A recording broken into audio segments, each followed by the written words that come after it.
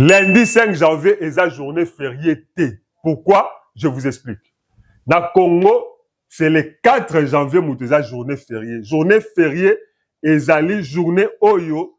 Tozo célébrer, auto se souvenir d'un événement.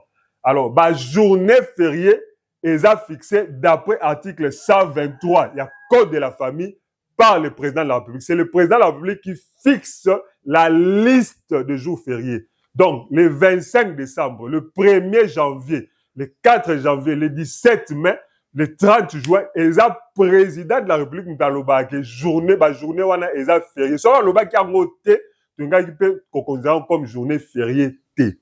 Eza un article 123. Donc, eza une ordonnance, il y a 2023, le président a fixé qui liste, il y a un jour férié. Maintenant, dans l'année 2026, le 4 janvier, ils ont tombé dimanche.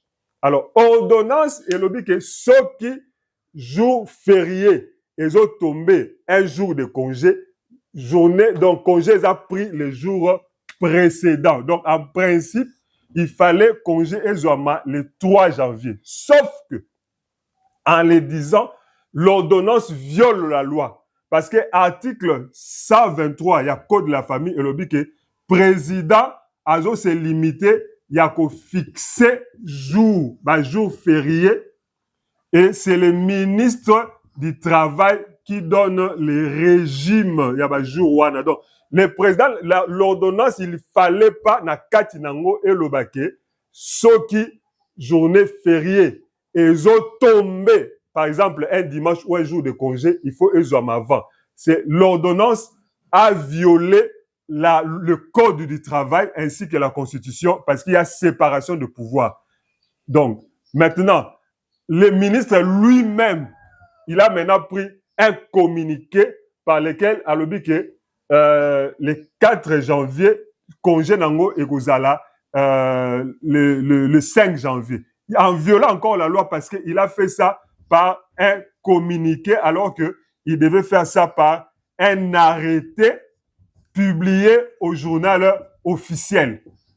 Vous voyez? Donc, le fait que le président de la République a commis une ordonnance que ce qui journée fériée est tombé soit un dimanche, il faut congé sur un jour précédent, ce n'est pas dans ses compétences. C'est une violation de la loi. Mais les ministres aussi, depuis longtemps, j'ai constaté que nos ministres le font par communiqué alors qu'ils devaient le faire par arrêté. Donc, que ce soit le 3 janvier, le président n'aurait pas dû le faire, que ce soit le 5 janvier. Voilà pourquoi j'ai dit que le 5 janvier n'est pas un jour férié, parce que le ministre, lui, l'a fixé par communiqué. Le ministre agit par arrêté publié au journal officiel. Encore que, comme je n'ai jamais cessé de le répéter, ça devait être un communiqué interministériel, ministre du Travail, parce que c'est le monde du privé, et ministre de la fonction publique, afin que cela puisse être opposable à l'ensemble des travailleurs et de la fonction publique et du monde privé. Voilà un peu la contribution que je peux faire. Nous l'avons mis, cette réflexion sous forme d'un article, cette réflexion est sous forme d'un article.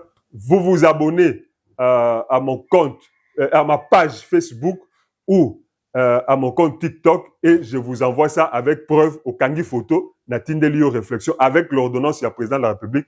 Comme ça, vous pouvez approfondir la réflexion. Je suis maître Ndi Koulouyana, professeur sans thèse. Je suis vulgarisateur du droit. Abonnez-vous à mes différentes pages. Merci.